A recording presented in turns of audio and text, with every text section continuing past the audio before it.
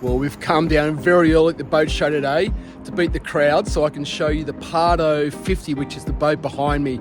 Yachts of Australia have made the boat available this morning. It is a fantastic boat, big 50-foot luxury day cruiser with a couple of cabins, lots and lots to show you. So let's not muck around. Let's jump on board and have a look.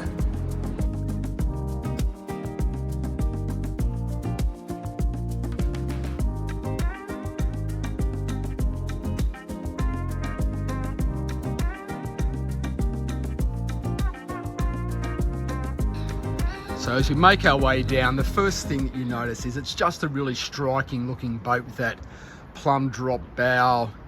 There's amazing lines that sit so high in the water. Of course, there's no rails per se, so it's just that amazing looking boat from the marina. It's been a very, very popular boat at the show, and you can see why. And there's been a number of changes and improvements with the 50, and I'll swing right round so you can see the first of those.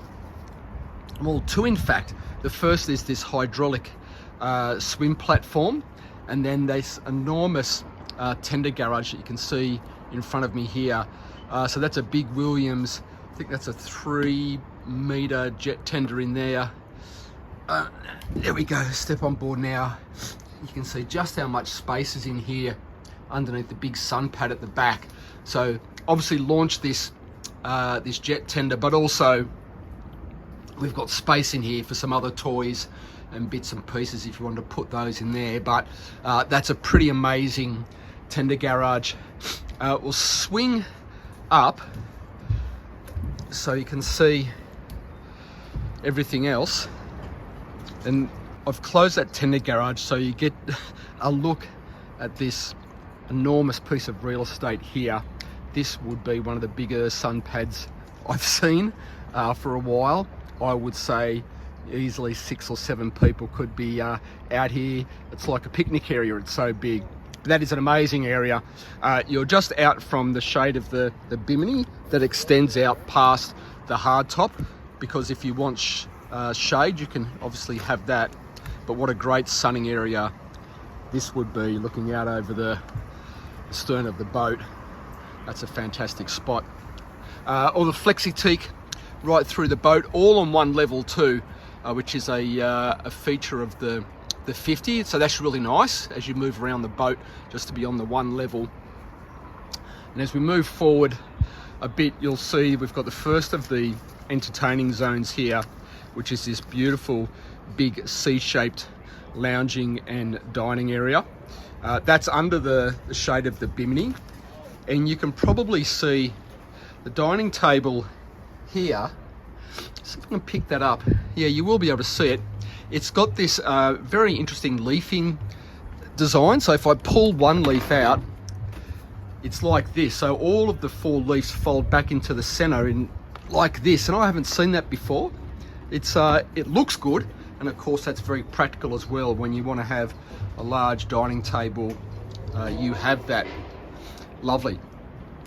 All of the fenders tuck neatly away like this. I've seen this on the Pardo, I think the 40, the 43 it might be, and that's a very nice feature, and it's also the same on the port side. There are some actually really interesting things to show you. The least of those is that there's an optional skipper's cabin which is accessed down here, but really where we are now is in the entertaining zone. So underneath here you see we've got a very, very large, very deep sink, perfect for filling that up with some ice and having all your drinks accessible there.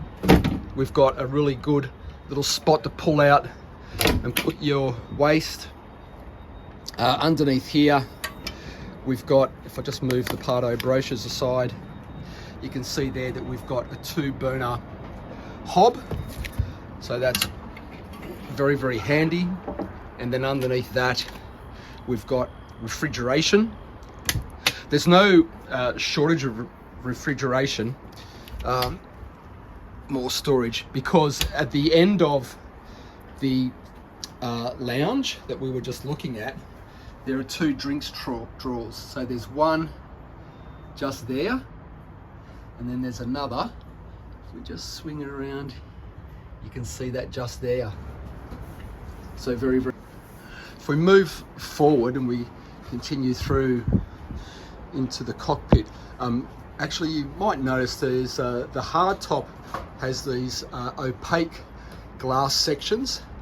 So that's very good because you've got the light that comes through, but I'd suspect without the direct UV sun. So I think that's a really handy thing. Now up to the helm position, there's 3 helm chairs. So there's a single to the port side, a gap for us to walk down into the lower deck where we'll find some accommodation. We'll look at that in a moment. And then we've got a pair of helm chairs. The skipper or the captain or the owner's chair is more in the center, and then we've got one to the starboard side.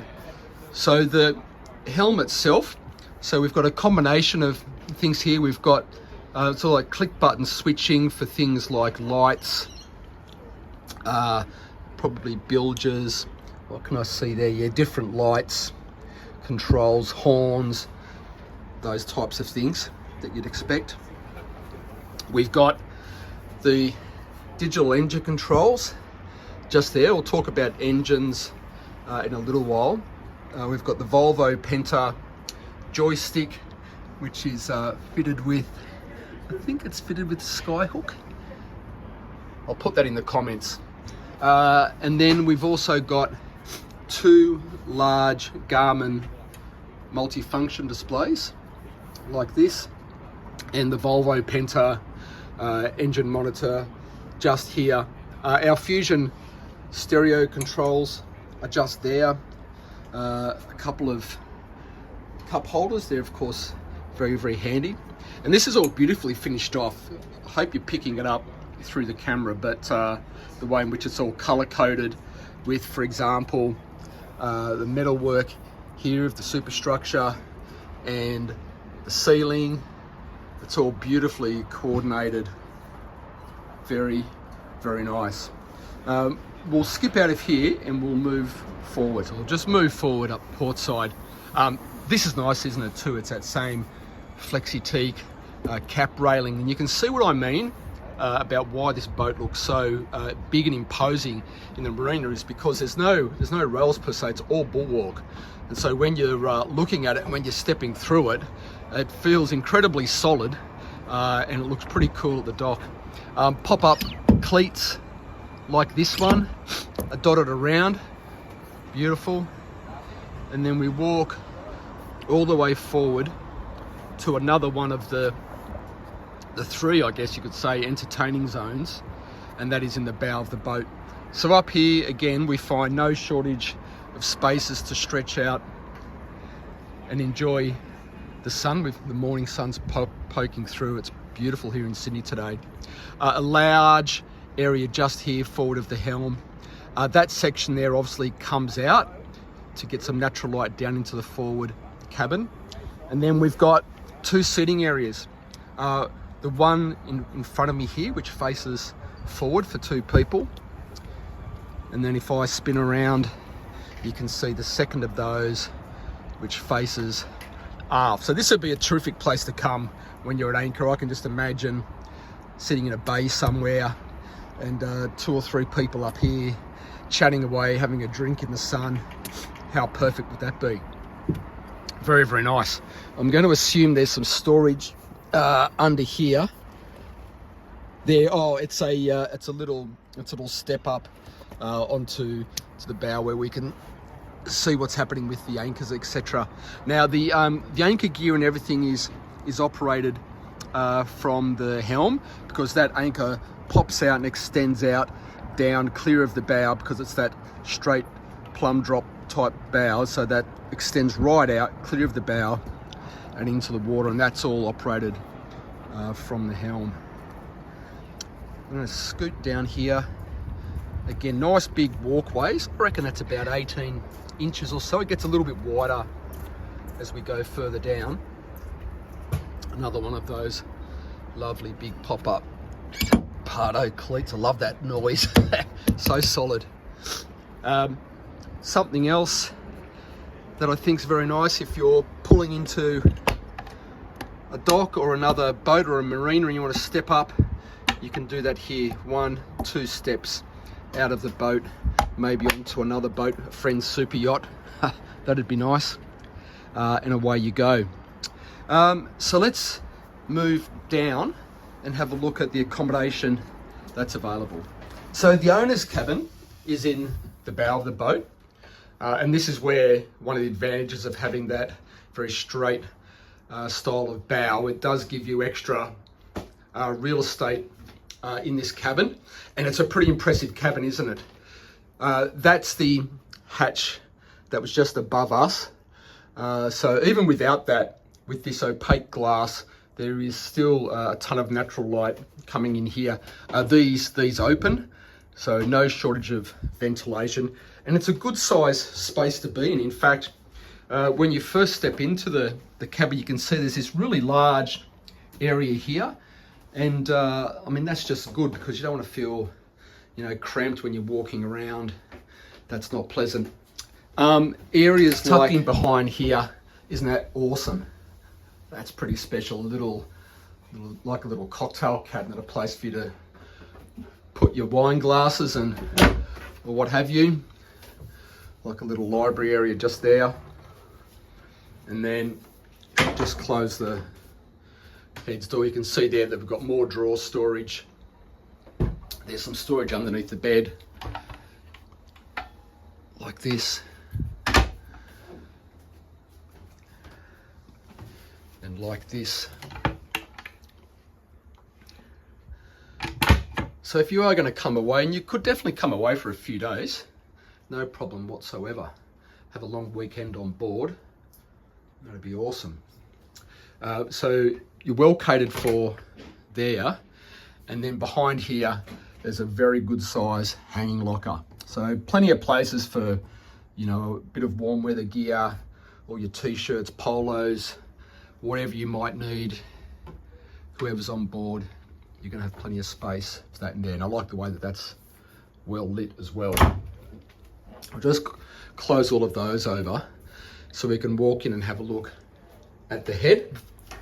Now this is a dedicated head for the owner's cabin. There's another head on board, and I'll show you that in a minute. But this is a really good size. Again, if you're coming away for a few days, a long weekend on board, this is going to be just fine. A really nice rainfall shower there with a draining floor like this. There's a pull-out wand as well over there that you can see.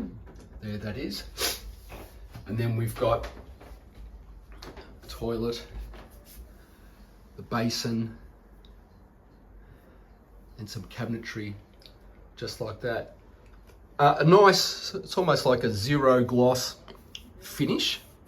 That's really nice. I'm not exactly sure what grain of timber that is, but it looks really nice against the more pale finish that's around the boat. Really nice, clean look. Cool. We'll just move forward now. There's the second guest room is set up as 2 singles. Now, obviously, there's a little bit of a drop down because above us is the helm and everything else. But when you get down and you're using the 2 beds, you'd be very, very comfortable. Wouldn't feel cramped at all down here. And again, it is for a couple of nights. So 2 singles, places to charge phones, lights, air conditioning, all of those things over there. Some bedside drawers to share there. If I just swing this way, you can see that we've got some hanging locker space like this, and another little area there to pop your things in. And then if another opening window section there, and then just behind me is access to the day head, which also services this cabin. So this one has obviously the basin that you can see here. The same draining floor, and instead of a dedicated enclosed shower, it has a shower wand like that. So you'd be closing the doors over, still having a comfortable shower, opening that window up to let the steam out. And so really you've got two pretty practical, good looking heads on board, one for the owner and one for your other guests. Come out of here, that's nice. Always nice to have a full length mirror before you step out and face the day. I think we'll move out of here. Expect the Pardo 50 comes standard with a pair of Volvo IPS 600 horsepower engines. Now you can option these. You can have a more powerful 700 or the 600 horsepower versions. But in terms of speeds, you're going to get upwards of 35 knots. And cruise around quite comfortably. You're sort of in the mid-20s, 22, 23 knots, like that. But really it's not about long-range cruising. It's about getting a pile of friends on board, having an awesome time, enjoying the sun, and who wouldn't want to do that? So I think what I'll do is I'll come up here to the helm and we'll finish up. There you go, that's the pretty cool Pardo 50. It's been a real eye catcher at the show. So many people crawling through, wanting to see what it's all about, and you can see why. Really different, really striking boat, and really built for fun. Yachts are the people to contact if you want to buy a Pardo 50 for yourself or any of the Pardo boats.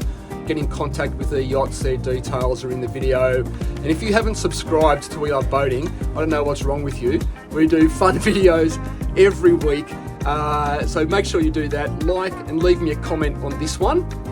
Just say thanks for the video, Scott. What that does, it tells YouTube that this content's popular. That helps grow the channel, and as the channel grows, it makes it easier and easier to get access to the best boats like the one we did today. But let's leave it there. Thanks so much. Great to have you on board, and I'll see you next week on another video. Bye for now.